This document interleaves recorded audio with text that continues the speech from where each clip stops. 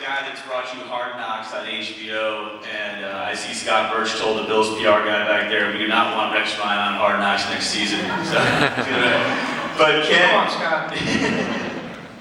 Ken, we had conversations about trying to get Scott Norwood to open up and talk about this, because this is not obviously an easy subject matter for him.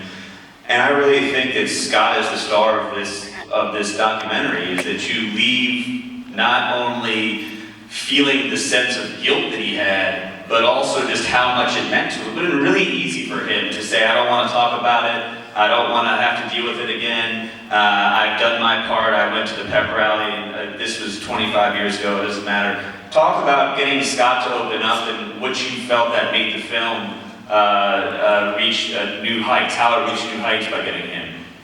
Yeah, can you imagine being Scott and having that kick be what you're remembered for? I really think it's rare to get an interview with him on camera. The last one I think that's happened nationally was with my former boss, Steve Sable, in 1999. Really doesn't want to talk about it much, you can imagine why. And I think there were a couple reasons why he did this film. One was the appreciation of Steve Sable and NFL films, and the appreciation of the next generation of filmmakers that learn from Steve and are dedicated to preserving the great memories of teams and players. And there's a bunch of them in the back. If you guys want to stand up, a bunch of filmmakers here from NFL films, please. Stand up. Stand up.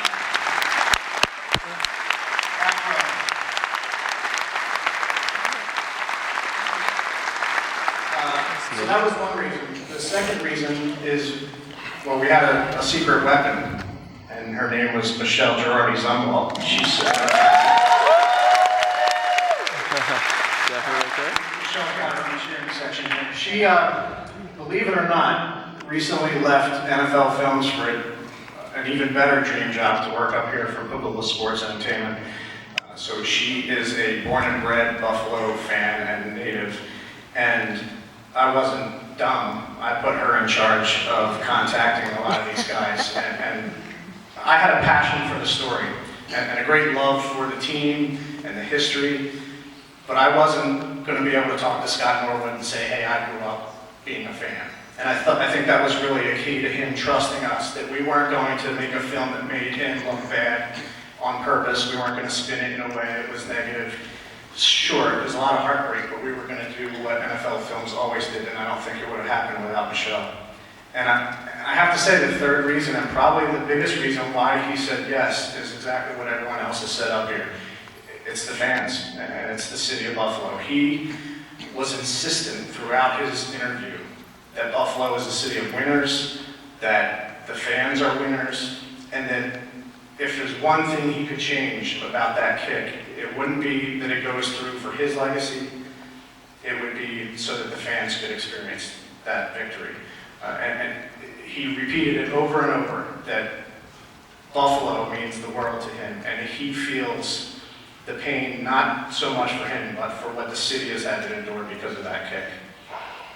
And he's simply tremendous. It affects me every single time I see him talking, especially there at City Hall. It's remarkable. I'm going to get each of you guys to comment on this one to wrap it up. I was so thankful that this was made, mainly because, let's face it, there is a kid who's going to get his learner's permit soon, who was born in 1999, has never seen us go to the playoffs.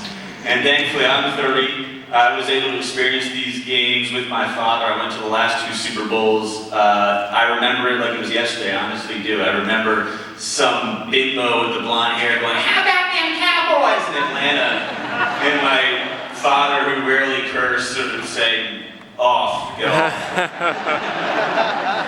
But I think what's so great about this film is that if you weren't around, if you weren't living it, if you are the 16-year-old kid getting your driver's license, hoping to see your first playoff game here in Buffalo, you know what this franchise is about. You know what this franchise is capable of. You know what our Hall of Famers were about. Starting with you, Andre, we'll go right down the line. What do you want kids to know about that team, remember about that team, like you talked about your son there? What do you want the new generation to learn about this team? Well, There's so many big words we can use. If Marv was here, he'd go off on big words. But, you know, we always talk about things that really define our team, and perseverance and resiliency, and you know, all those things mean never quitting. And it's such a life lesson that everybody here who has kids should teach their kids that, because you never know if you try hard and bust your butt, you never know what can happen. That's about all I can say.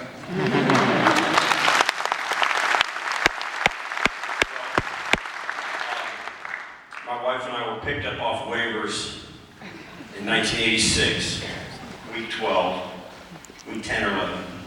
And I was the first new player the Bills signed after Marv Levy got the job as head coach. We came here as newlyweds. And in that film, you saw me walking up the tunnel after Super Bowl 26 with our oldest son, Deke. As a little guy, Deke, stand up. Back. Yeah. So he remembers what it was like when his dad played football. My youngest son, Jake, you stand up.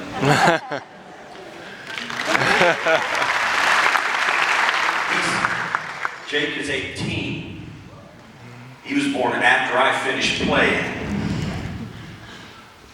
He has no idea what this city can do for a football team. The first night I sat in as a Buffalo Bills player was the night before Marv Levy's first game as head coach. I and my family are still cashing that lottery ticket. That's what this town means to us. And this film is more of a love story between this city and this team than it is about that kick or Jim or me or Thurman or any of us individually. It's a love affair that happened between us and you that continues to this day. And like I said, Go Bills!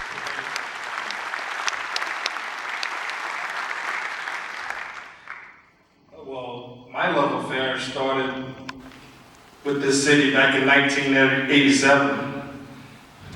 I was a senior at Oklahoma State.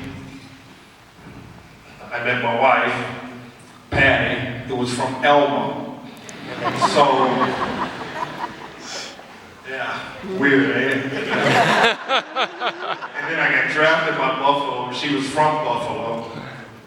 And 28 years later, you know, my oldest daughter, she's 26. She was born in '89, the year of the Bickering Bills.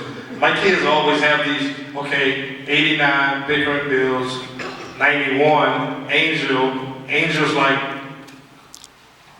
the upbeat one. She's like, well, when I was born, you were the MVP of the league. Okay, and my third daughter, Annika, when she was born, she wanted nothing to do with football. And then we had Thurman III, and he's been a Buffalo Bills fan for the last 14 years, and we're a very proud family. You know, I moved back here 8 years ago, and told myself and my family that we weren't leaving until the Bills win the Super Bowl.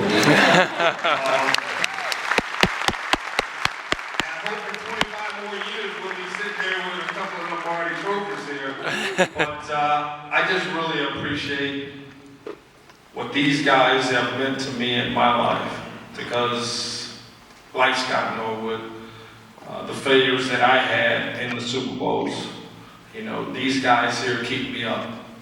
They keep me positive all the time. And you know, Jim started this a couple of years ago when I knew that we were closer than what people believed. He started this a year. Every time we leave each other, whether we be at a golf tournament, restaurant, after a game, and if you see us, and if you're close enough to hear, we always tell each other, I love you. And that right there has made this bond, not only with us, but with this city, stronger than it's ever been. And so I'd like to say to the fans in Buffalo, I love you. Thank you.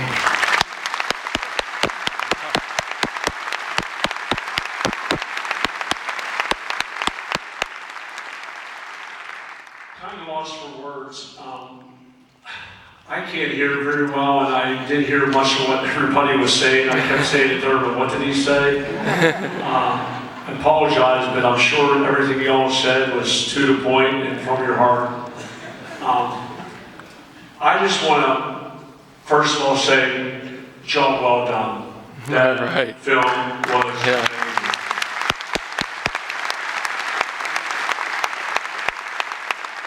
And I know when they did from LA to Marino, we were talking, and I always knew, and always thought, along with Steve Andre, Bruce Thurman, Ken, God bless them, that they really need, the country, the U.S., America needs to know all about the Buffalo Bills. It wasn't just about us going to the Super Bowl and not winning. There takes a lot more. It takes a lot of heart. It all started with one man, our head coach, Marv Levy. If it wasn't for him, I don't think we would have went to 4 Super Bowls. He was a guy that was able to put all of our egos in check, was able to talk to us, say the right things at the right time. As we took the field each and every day, we always thought, wouldn't it be awesome to win one? Not for us, but for you. And as I went through my NFL career playing with some great guys who will be my best friends forever, me personally, I remember the day I retired, one of the hardest days I've ever had in my life. My wife at the time was pregnant. And then having a son born on my birthday, Valentine's Day, and all the dreams I had for him. The game plan was done, the script was written. I knew what he was going to do. But when he was diagnosed, every one of y'all, every one of my teammates, come to my wife Jill and I's side. You rode this with us from day one. You rode with us through the whole time that we were going through our tough times. But that's what Buffalo's about. The backbone, the heart, everything y'all stand for. That's what the Kellys stand for. Thomas's, Reese, Tasher, Smiths, Russerts. We all know where we came from, where we grew up, but now I know where I live. I know what I call home. I call home Buffalo, New York, and I'm proud to say that I played for the Buffalo Bills.